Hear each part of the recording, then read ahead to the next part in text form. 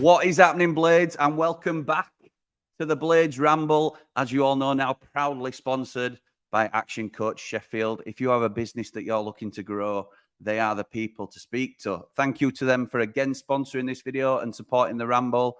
And thank you to our Ramblers who will sort of be taking part in this one today because they've loaded us up with a few questions for the man that we've been trying to get back on, or I certainly have, for some time.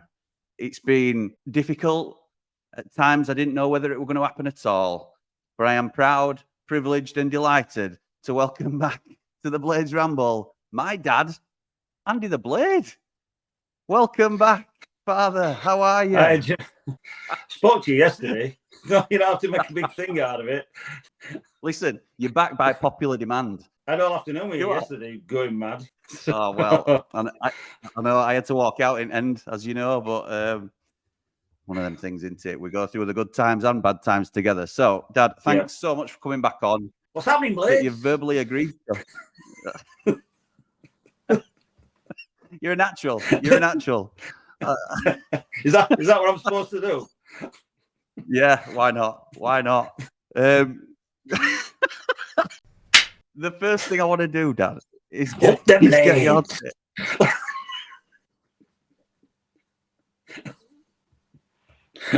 You're absolutely killing me. You're killing me off here. What is your take on the season so far? Do you mean playing side or buying side, or what do you mean? Well, I was going to ask you as well about transfer windows, so you can wrap it up into one if you want, and sort of how you think the windows bled into our performances and things like that. I think playing side, I think we're getting better and better every game.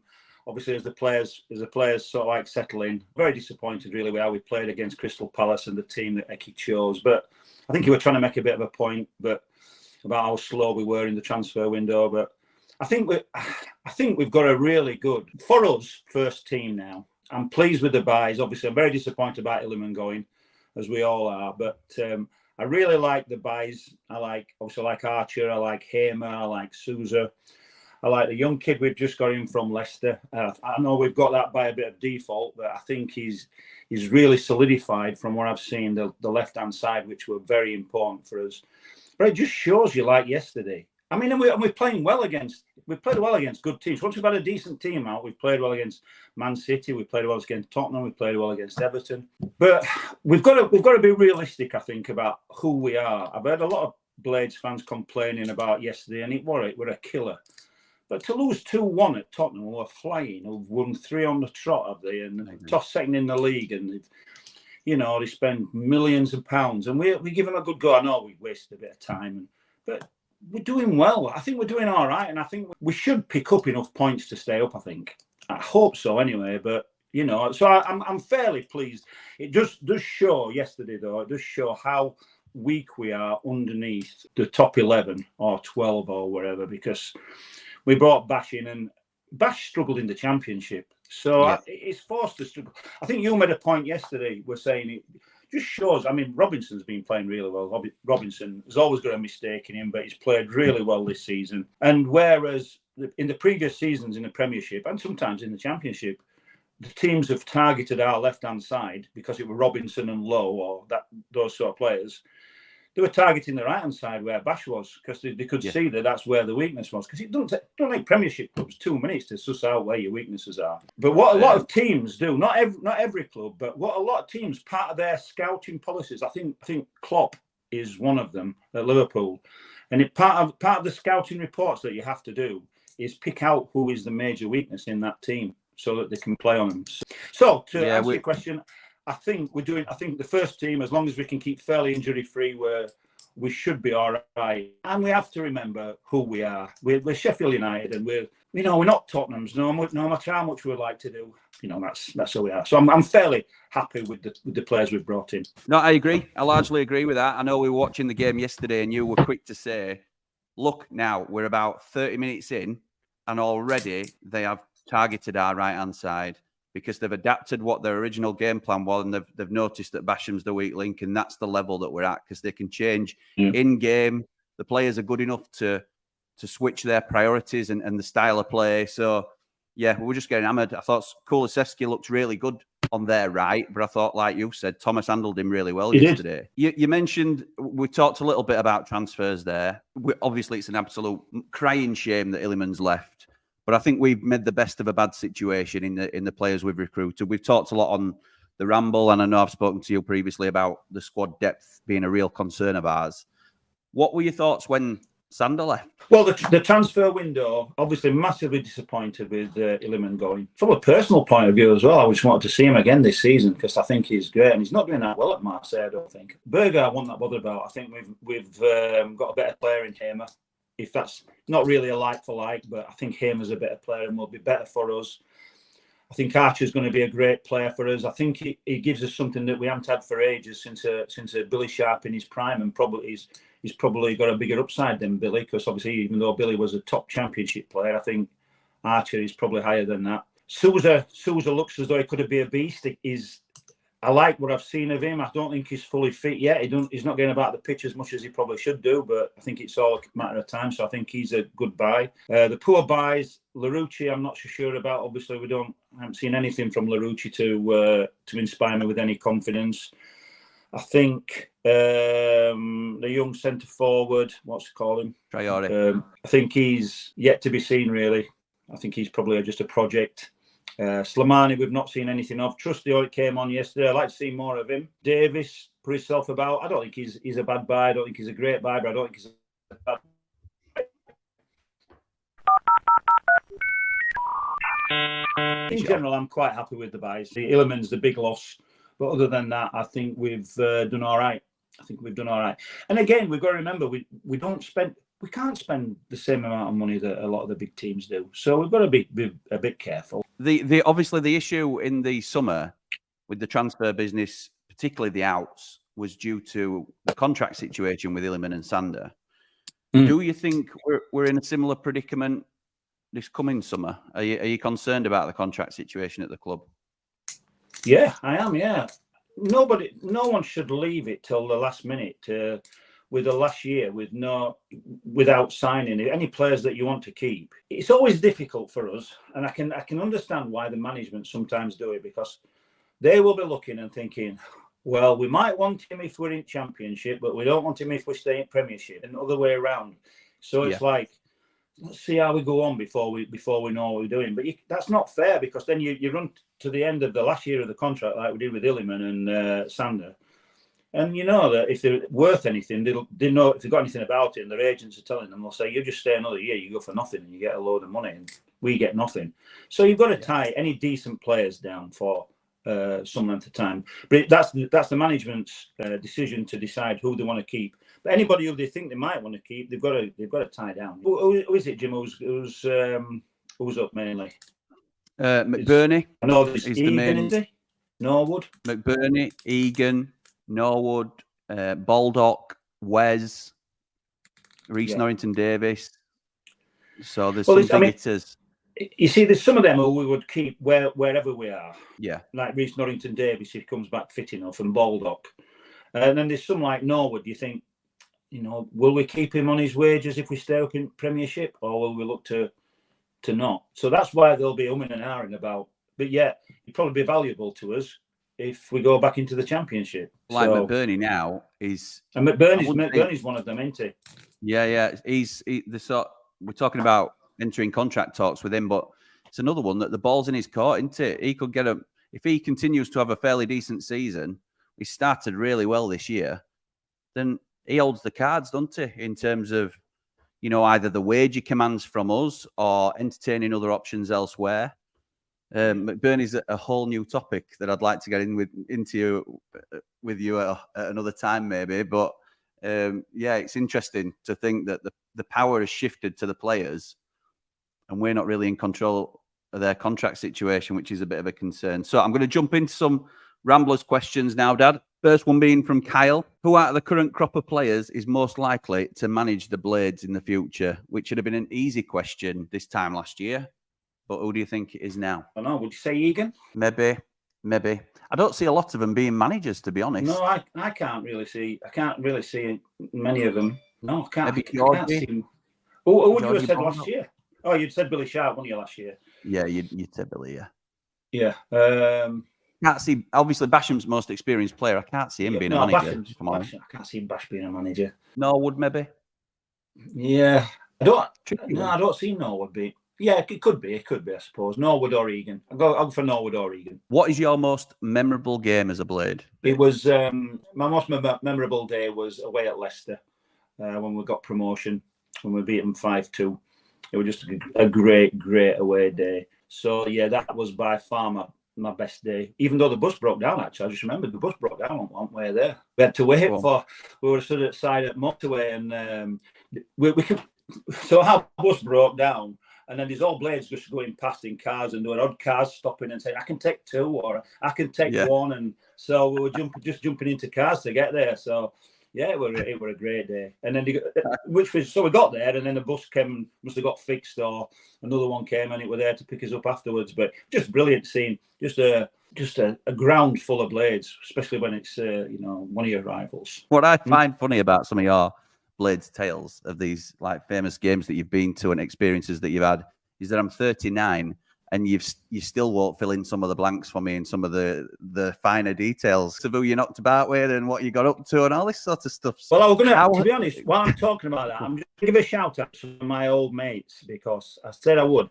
When I first started going to United, as I said, just me and John Allett who had pressing gang into coming with me, and then we found these Wakey Blades at Coventry away, one away game.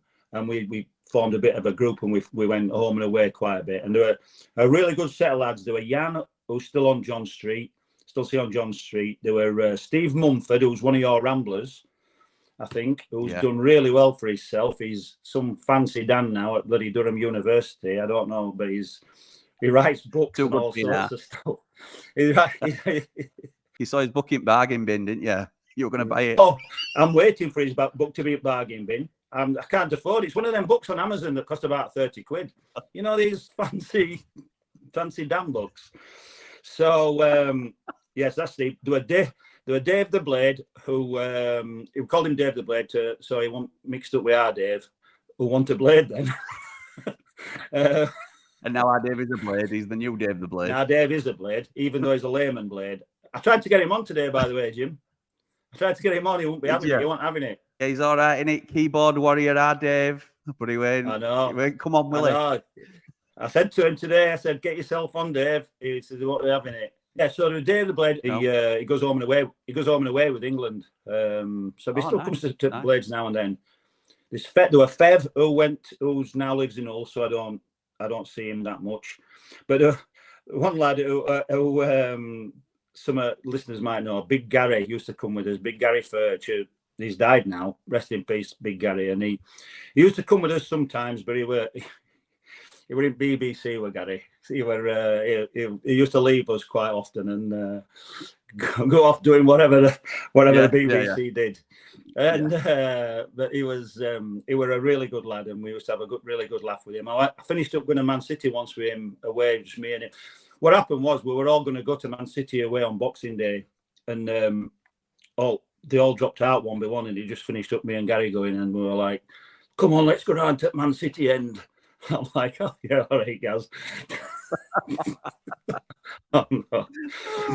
But I went to his funeral. He were at Wakefield, because obviously a Wakefield Blade, and there were 2 busloads of BBC came to crematorium. Yeah, I don't think Wakefield crematorium had seen out like it. Crematorium away. that went away game. Yeah. They went to this pub afterwards and they drunk it dry in Graziers in the Craig. One of the first lads who were with us, first year I met up with him, a lad called Mark Haywood. I'm going to be a referee. I've decided I'm going to train to be a referee. I says, oh, fair enough. Like starting off in Sunday leagues and things like that. So I didn't see him anymore. And we went on. I was watching United. Then I started scouting and went through, and quite a good few years later, because I was scouting for Everton. So I'd done my Bradfords and my Chelseas and stuff, and I was scouting for Bradford. So this will have probably been 10 years later. Now we're at Hull versus Reading, and I'm doing my report. You know how you do a report, and you're making your little notes. And I'm looking at this ref, and I'm thinking, I know that ref. And I'm thinking, look down on team sheet, and I'm thinking, chuffing hell, it's Mark Hayward. And it was a lad who were a blade on first season, and he'd worked his way up, and he were doing a top championship game at Hull. Yeah. So and I still see him now. He's retired now from reffing. I think he's on some sort of panel, referees panel, but he's So he were a Wakefield blade, and then he became like I say, a full-time referee. He never made it to Premiership, I don't think, but he was certainly top Championship. Another question from Kyle. How has the club changed since you grew up watching the Blades to how it is now? Toilets are better. There's not as much fating. Yeah, that's good. That's good. Yeah, I used to go into Cup. When I used to go into Cup, it used to be unbelievable. You never used to know what you were going to get. I remember going to the Cup, and it's all this red and white. United. I'm thinking, oh, they're all great crowd here today. I'm stood in Midland, and I realised they're all Manchester United fans. And the bloody taking over Cup. Jesus Christ! So, because all our lads used to come, all our big lads all used to come and go to the pub till 3 o'clock. This was about 2:30 or something. I can't remember at the time, and then at 2:30, when they all come in from pubs, did all our lads, and they were bloody chaos. Big Gaz loving it. It used to be chaos week in, week out. I got it by a golf ball from Newcastle fans. A group of about 30 Newcastle fans who were about, I thought they were old blokes. They were probably about 30 or 30-year-olds. But I thought they were old blokes. And they were just stood in the middle of Cop, and nobody could shift them. And I got it by a golf ball. Bloody give me a right bloody lump on my head. Your little golf ball of your own. I think he probably meant we've had, people forget, I had some good times when we had Woodward and Curry and Gil Reese and Eddie Colloon. We had some great teams there, but we've had some absolute garbage. We've had some crap teams, and you forget with these teams that we've had since Wilder came in, really, we had some horrible teams in First Division. I mean, I won't bother about I'm going to work for Everton, to be fair, because I thought, give me an excuse not to watch this rubbish. We've got to be grateful for what we've got now. We are a good, in general, I think we're a good Championship side. And that's how I like us to be. We're always, if we're in Championship, generally, we should be pressing to get promotion. And if we're in Premiership, we'll struggle. We'll struggle to come down, we'll struggle to do what we can. So this is where we are. This is the type of club that we are, and I'm quite happy with that. That, to be fair. I got some stick, Dad, for saying I'd rather be like we are, where there's highs and lows and it's up and down, rather than a Crystal Palace who are mid-table Premier League every year. No, I get that we've now got to strive to be that level, because that's where we are. We're trying to get there as a club, but as a fan base, I really enjoy our little ups and downs, and massive ups and downs, really, to be fair. Yeah. So do I. I mean, this is probably very controversial, but you see Man City fans who just win week in, week out, and you think, boring. And I think Man City always fill their bloody stadium. I know. Best players in the league. I mean, I can't say you don't want to strive to that, because everybody does. Besides that, also, we got no information from the club. I know people complain now about Darren Smith. By the way, I did this in copying Darren. If Darren can get away with it, I thought I might be able to. That reminds me, I could eat some chicken. You got that from bloody Layman Dave this morning. I know that's who was saying that. So sorry, carry on, Colonel. Carry on. Yeah. Very funny. But people complain about Darren and also about the podcast, giving away information. We got chuff all information. What we're going on at club. We got nothing at all. Nobody told us anything. You used to have to ring Club Call or whatever if you wanted information and pay for it. Useless. Or watch teletext. I remember once we were going up and I couldn't get tickets to see Oldham away. It was one night game. And I watched teletext all night, just watching teletext. You probably don't even remember what teletext is. Refresh. Yeah, just refreshing around. Yeah, just you got no spots or anything, and just watching. We won 2-0 actually at Oldham away. But all I was doing was watching teletext. Your mother would, what the chuff are you doing? sat on my own in spare room watching teletext. Anyway, so we got no information. The information that we get now is tremendous. You know, yeah, from people like you. I know people, you know, I think they appreciate what you do, but you collate information from all over. You get your contacts from the here and there, and it's great. The information that you get, it's unbelievable. Thank you for that compliment. But I'm always giving you a compliment. yeah, all right. Snapping blades. Snapping blades. Constructive criticism, I think you call it, isn't it? So, but that aside, I understand why some people don't think that it benefits the club, and these you know, little things like player deals and stuff like that. But there is the counter to that is there's a huge appetite to know what's going on, and if we can find out and people are willing to talk to us about it, then that's what we're here for, and that's what we enjoy doing. It is a fine line, Jim, because obviously you've worked for clubs and I've worked for clubs, and you know that you want to be secret. You don't. I keep saying when we did it when we were in the Premiership, when we were competing with Villa. Villa seemed to go for every player that we were after. When I was working for Everton, Tottenham used to get players that we wanted all the time, and offer more money for them. It was like lazy scouting. We used to think. So I understand why you've got to be a bit secretive about the targets that you go for. One example of that, which I've mentioned before, was Kyle Walker, who we had a deal with United. Sam Ellis. Did you mention Sam Ellis? You said it. You said I didn't know. I couldn't remember his name. I couldn't remember who it was. Jim. Oh yeah. Was a mate with Harry Redknapp, and told him that he needed to get off his backside and get these signed because the deal had been arranged with Everton, and he did, and increased the offer, and they went to Tottenham instead. Switching tack a little bit, Dad. What do you think to the latest rumours on Chris Wilder returning to United? Amazed. It's really come out of left field as that, and it's all over the place. Do you think there's any legs to it? I keep seeing it on feeds all over the place, so I think there must be something to it, but I can't see why, because Heckingbottom's done nothing wrong. No, I agree. I mean, I don't agree with everything he said, and I loved Wilder, but I can't see how they can bring Wilder in front of Icky. I can't see them working together. I don't. They don't it's a real strange together. One. They do the same job. No, it's a real strange one, and I think it'll really split the fan base again.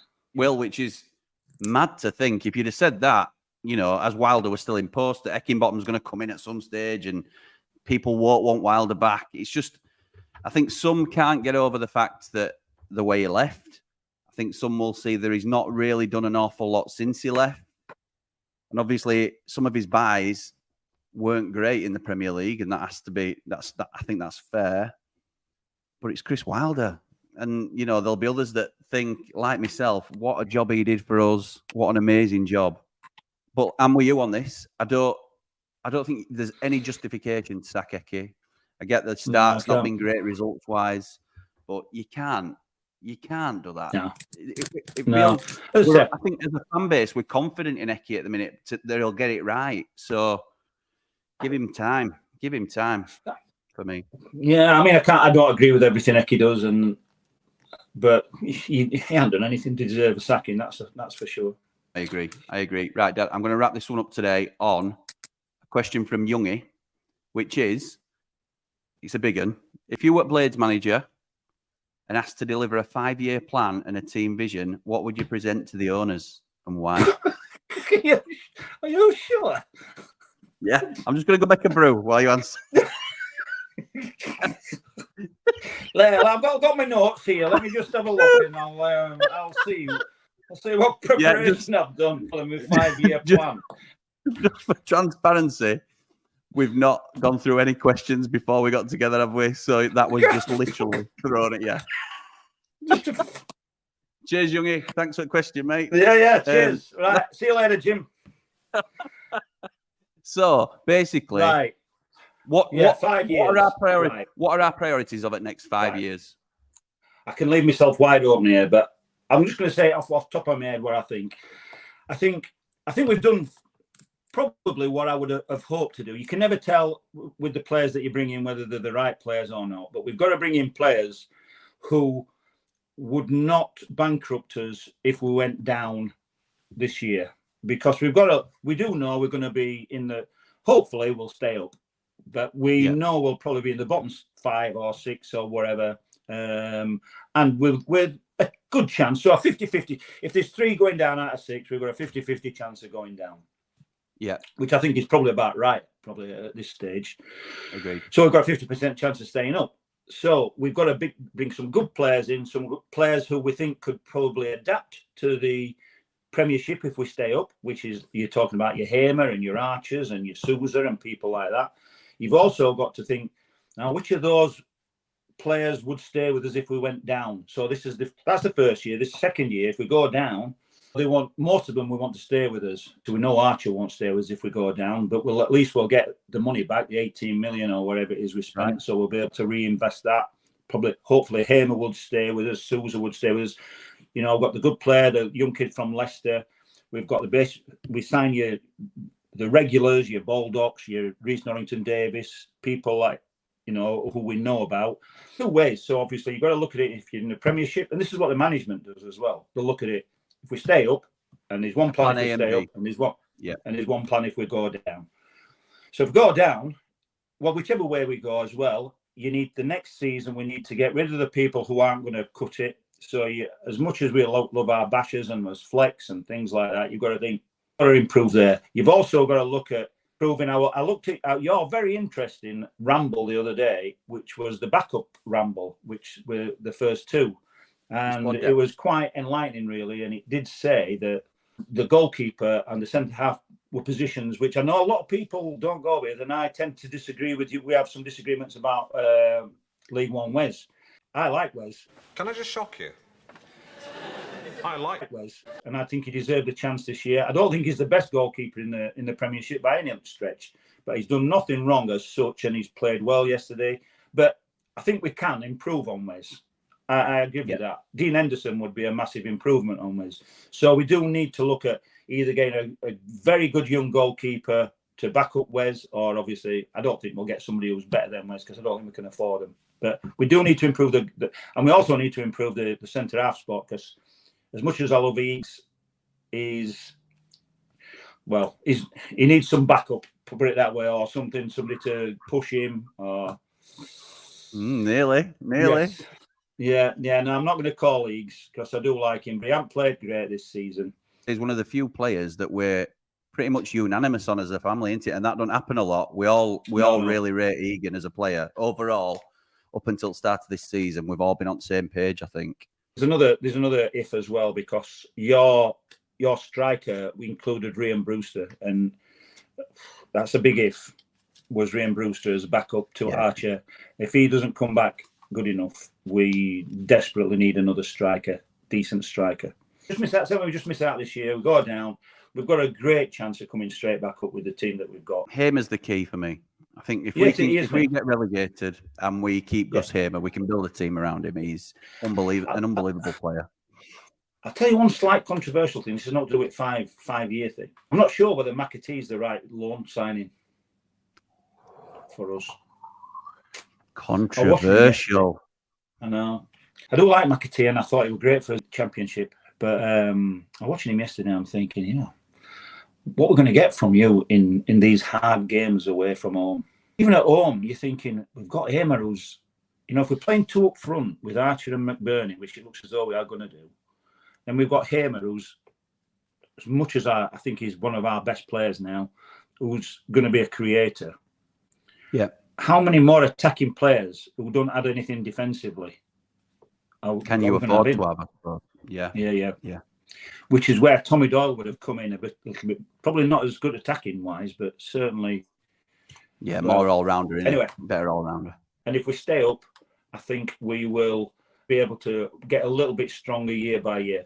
The thing is, if we stay up, Blades fans have got to be realistic. And everybody talks about Brentford and Brighton, but for every Brentford and Brighton, there's a Leeds or a Stoke or a West Brom or something like that. And a lot more of them. Loads more of them. You've got 2.